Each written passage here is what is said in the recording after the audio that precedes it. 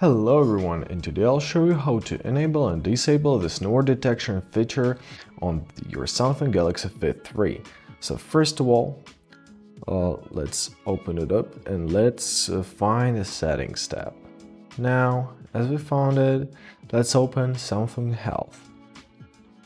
Here, press on the Sleep tab. Now you will be automatically transferred to your phone application.